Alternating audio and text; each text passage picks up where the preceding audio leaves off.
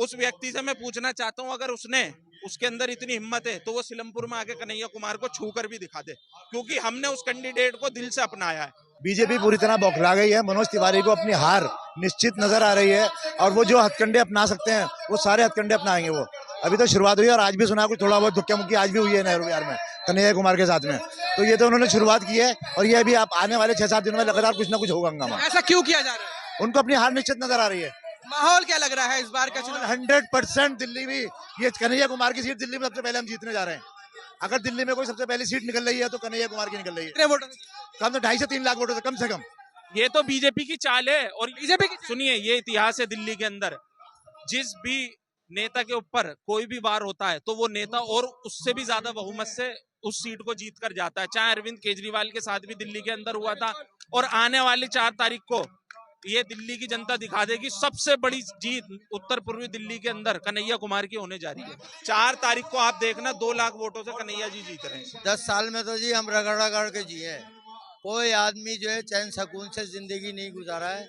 हर आदमी डर के खौफ के साए में जिया है कि पता नहीं अब क्या होने वाला है, पता नहीं अब क्या होने वाला है। यही सारा हिसाब किताब रहा है और यही चलता चला आ रहा है। इस बार पूरा बदलाव है। पूरा बदलाव है। इसमें कौन आएगा? कन्हैया कुमार आ रहे हैं यहाँ से। नमस्कार, DNX न्यूज देख रहे हैं आप। फिलहाल मेरी मौजूदगी है उत्तर पूर्वी दिल्ली में। जिस तरीके से कन्हैया कुमार के साथ जो है बदतमीजी हुई, उसी पे जो है हम लोगों से बातचीत करेंगे किस तरीके से जो है लोग देखते हैं। क्या लग रहा है जिस तरीके से कन्हैया कुमार के साथ हाथापाई हुई, बदतमीजी हुई? ये एक बीजेपी की बौखलाहट का नतीजा है। अपने कह रहे हैं कि भाजपा करा रही है। जी भाजपा 100%। उसका जो दक्ष का जो जिसने कल हाथ उठाया कन्हैया जी के ऊपर, आज उनका सोशल मीडिया पूरा फोटो वायरल हो रहा है। वो एक मीटिंग में मनोज तिवारी जी भाषण दे रहे हैं और उनके बराबर में एक सीट पर वो बैठा हुआ दक्ष, जिसने हाथ उठाया, जिसने बदतमीजी करने की कोशिश की। तो कौन कौन कर रहा है? जो भाजपा का कोई खास आदमी होगा, जब वो मनोज तिवारी की मीटिंग के बराबर में बैठा है, कुर्सी पर बैठा है, बात कर रहा है, तो कौन है? भाजपा का आदमी और किसका? अपराधी जो पकड़े गए हैं वो कह रहे हैं कि ये जो है आर्मी की बदनामी की है, टुकड़े टुकड़े गैंग है, ऐसे सब बोल रहे हैं। टुकड़े टुकड़े गैंग वाला तो कोई मसला ही नहीं है सर। टुकड़े टुकड़े गैंग का कोई मसला नहीं है। अगर टुकड़े टुकड़े गैंग की बात में कोई रियलिटी जरा से भी होती तो आज कन्हैया कुमार जी यहाँ नहीं होते, सलाखों के पीछे होते। गृह मंत्री उनका, प्रशासन उनका, पुलिस उनकी, सब कुछ उनका। अगर होता तो आज वो यहाँ नहीं होते, सीधे वहां पर होते। कन्हैया कुमार एक साफ सुथरा आदमी है।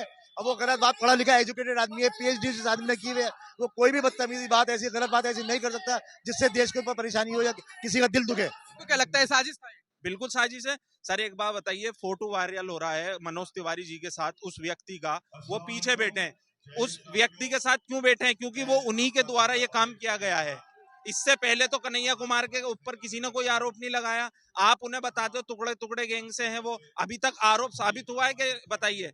देश के न्यायालय सुप्रीम कोर्ट ने जब इस चीज को कह दिया, उन्हें क्लीन चिट दे दी, तो आप एक ही चीज का आरोप क्यों? क्योंकि मनोज तिवारी जी ने पिछले 10 साल के अंदर बिल्कुल दिल्ली को और नॉर्थ ईस्ट को बिल्कुल बर्बाद करके रख दिया है। ये तो बीजेपी की चाल है। और बीजेपी की सुनिए, ये इतिहास है दिल्ली के अंदर, जिस भी नेता के ऊपर कोई भी वार होता है तो वो नेता और उससे भी ज्यादा बहुमत से उस सीट को जीत कर जाता है। चाहे अरविंद केजरीवाल के साथ भी दिल्ली के अंदर हुआ था, और आने वाली 4 तारीख को ये दिल्ली की जनता दिखा देगी सबसे बड़ी जीत उत्तर पूर्वी दिल्ली के अंदर कन्हैया कुमार की होने जा रही है। लेकिन भाजपा कह रही है कि कन्हैया कोई अपना नहीं रहा है, जनता उनके साथ मार पिटाई कर रही है। देखिए, कन्हैया कुमार को कौन मार रहा है और कौन पीट रहा है, ये इस दिल्ली की जनता भी जानती है। और ये आप भी तो जनता है, आपको क्या लगता है? आप जनता है, आपको क्या लगता है? मुझे पता है ना। 4 तारीख को आप देखना, आप अगर यहाँ आओगे तो इसी लोकसभा सीट से कन्हैया कुमार 2 लाख वोटों से जीत कर जा रहे हैं। 2 लाख से जीत। 2 लाख। लेकिन ये घटना जो घटी है इसको किस तरीके से? ये बहुत ही निंदनीय घटना है।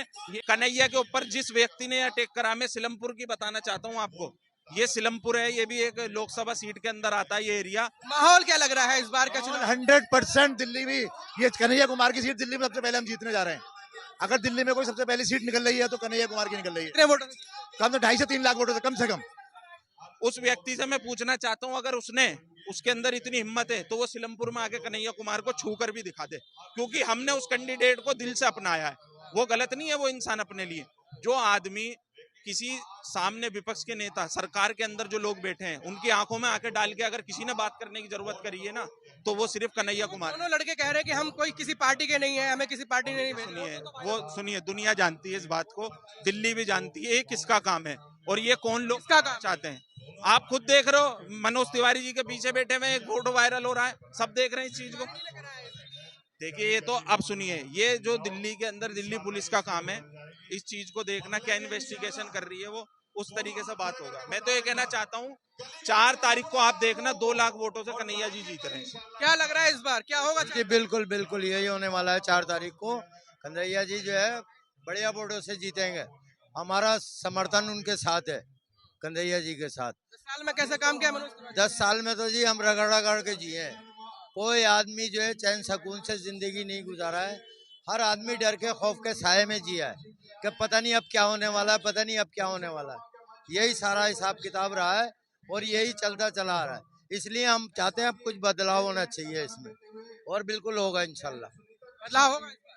बिल्कुल जरूर बदलाव होगा। लोगों ने 10 साल से मनोज तिवारी जी को देखा है, ना तो वो सड़क पर नजर आए और ना कहीं किसी बस स्टॉप पर, मेट्रो स्टॉप पर आते जाते हुए कहीं नजर नहीं आए। लोगों ने सिर्फ ये देखा है कि बिल्डिंग होल्डिंग पर मनोज तिवारी जी का फोटो लगा हुआ होता है और सिर्फ किसी न किसी इस बार पूरा बदलाव है, पूरा बदलाव है इस बार। कौन आएगा? कन्हैया कुमार आ रहे हैं यहाँ से। मनोज तिवारी अगर मनोज तिवारी काम किया होता ना तो यहाँ की जनता आपको बताती जो उन्होंने क्या काम किया है। उन्होंने काम कुछ किया ही नहीं है, ना मनोज तिवारी ने काम किया, ना भारतीय जनता पार्टी ने कोई काम किया। हाँ, कोई काम नहीं किया भारतीय जनता पार्टी ने। नहीं, कन्हैया कुमार जी से बिल्कुल उम्मीद है, तभी तो हम कह रहे हैं कन्हैया कुमार जी आ रहे हैं। वो तो कह रहे हैं हम एक तरफा जीत रहे हैं। उनके कहने से क्या होता है? वो पिछले 10 साल में जो माहौल था, इन्होंने एक ऐसा हिंदू मुस्लिम मंदिर मस्जिद, हिंदुस्तान पाकिस्तान ऐसा माहौल बना दिया गया। हिंदुस्तान में हिंदू खतरे में है, हिंदू खतरे में है। 50 साल 1947 में देश आजाद हुआ था। क्या चाहते हैं? विकास चाहते हैं ना, वो कह रहे हैं विकास किया है। मैं मनोज तिवारी जी को खुला चैलेंज देना चाहता हूँ, मेरे साथ आके डिबेट में बैठे वो और मुझे बताया उन्होंने क्या विकास किया है। एक 10 साल में एक काम बता। मनोज तिवारी झूठ बोल रहे हैं। 100% झूठ बोल रहे हैं। उनकी किसी ने शक्ल नहीं देखी। आज उनके संगठन के अंदर की यह हालत है कि लोग उनको हराने के लिए तैयार है। बिल्कुल उनके अपने संगठन के लोग कि न वो किसी के जीने में शरीक है, न किसी के मरने में शरीक है, न किसी के खुशी में शरीक है। किसी कार्यकर्ता के घर में जाते, किसी कार्यकर्ता के साथ खड़े नहीं होते। वो कोई काम नहीं करते। संगठन पूरा उत्तर पूर्वी दिल्ली को स्वच्छ बना दिया है, काम हो रहा है, सड़कें ठीक हुई है, काम हुआ है। कौन सी सड़कें सही हुई हैं? मैं आपके चैनल के माध्यम से पूरे भाजपा और पूरे मनोज तिवारी जो यहाँ से 10 साल से सांसद है उनसे पूछना चाहता हूँ कि कौन सा रोड बना, कौन सी सड़कें बनी, कौन सा नॉर्थ ईस्ट साफ हुआ, कहाँ सफाई दिखाई दी, कहाँ रोड बने। आज किधर से आप सीलमपुर से स्टार्ट कीजिए और आप निकल जाइए बुराड़ी तक निकल जाइए, हर रोड पे इतने गड्ढे हैं। अगर प्रेग्नेंट औरत को ई रिक्शा में बैठ के चली जाए तो उसको वहीं डिलीवरी हो जाएगी। इतने बुरी हालत है रोडों की। आप कहते हैं कि रोड बनाया उन्होंने, सफाई की है। कहाँ पूछना चाहता हूँ मैं, बताओ ना मुझे। क्या लगता है कौन यहाँ विकास करा सकता है? कौन से विकास का कार्य सिर्फ कांग्रेस पार्टी ने कराया है। यहाँ 15 साल दिल्ली में शीला दीक्षित की सरकार रही, जो विकास हुआ था उनके टाइम में हुआ है। उसके बाद से आज तक यहाँ कोई विकास नहीं हुआ। लेकिन आपके कैंडिडेट को तो बाहर ही बता रहे हैं वो। बाहरी कैसे हो गया? वो दिल्ली का कैंडिडेट है, उसने जवाहरलाल नेहरू यूनिवर्सिटी से ग्रेजुएशन की है। बाहर का कैसे हो गया? वो जिसने बचपन से लेके पूरी ग्रेजुएशन दिल्ली में की है, वो बाहर का कैसे हो गया? वो राष्ट्रीय नेता है। तिवारी जी क्या यहाँ पैदा हुए हैं दिल्ली के अंदर? ये बताइए, तिवारी जी नॉर्थ ईस्ट दिल्ली के अंदर पैदा हुए हैं, वो भी तो खुद एक बाहरी। भाजपा ऐसा कह रही है। देखिए सुनिए, हमें एक एजुकेटेड कैंडिडेट स्टेम मिल चुका है, डॉक्टर कन्हैया कुमार।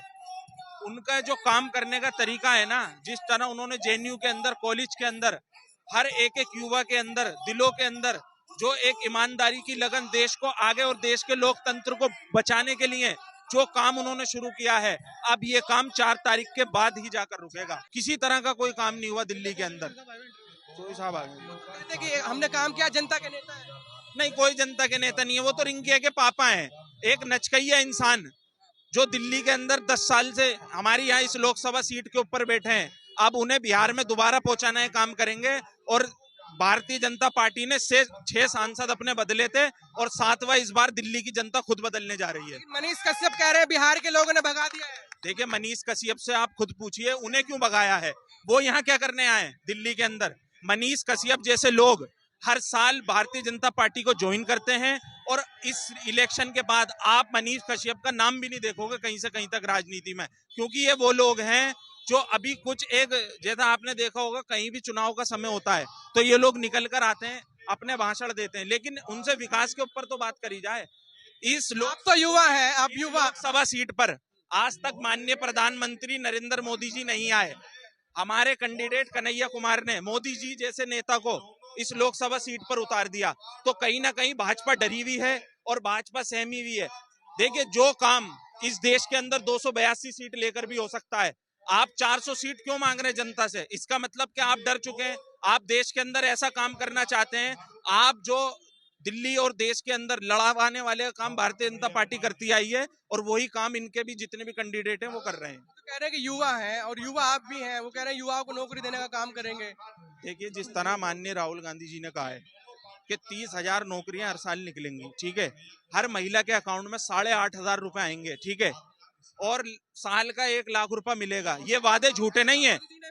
मोदी जी ने कहा दिए 15 लाख। मोदी जी ने सिर्फ जुमला सुनिए, भारतीय जनता पार्टी के जो स्टेम गृह मंत्री अमित शाह जी, जब एक पत्रकार ने उनसे पूछा 15 लाख के बारे में, तो उन्होंने क्या कहा कि ये सिर्फ एक चुनावी जुमला है। तो ये सब चुनावी जुमले होते हैं इनकी तरफ से, भारतीय जनता पार्टी की तरफ से। और आने वाले टाइम में आप देखना, ये जितने भी लोग हैं, अब ये चंदे के ऊपर क्यों नहीं बात करते? भारतीय जनता पार्टी ने जिस पार्टी से चंदा लिया है उस चंदे के ऊपर क्यों नहीं बात करते? आज हमारे देश का मीडिया, गोदी मीडिया, प्रधानमंत्री से इस तरह बात करता है जैसे कोई यारी दोस्ती से बात करी जा रही हो, वरना एक पत्रकार का काम होता है किसी नेता को बिल्कुल सिद्ध सवाल। इस बार उत्तर पूर्वी दिल्ली की जनता क्या चाहती है? देखिए, उत्तर पूर्वी दिल्ली की जनता बदलाव चाहती है। यहाँ की समस्या सबसे बड़ी जाम की है, जो तिवारी जी फेल हो चुके हैं।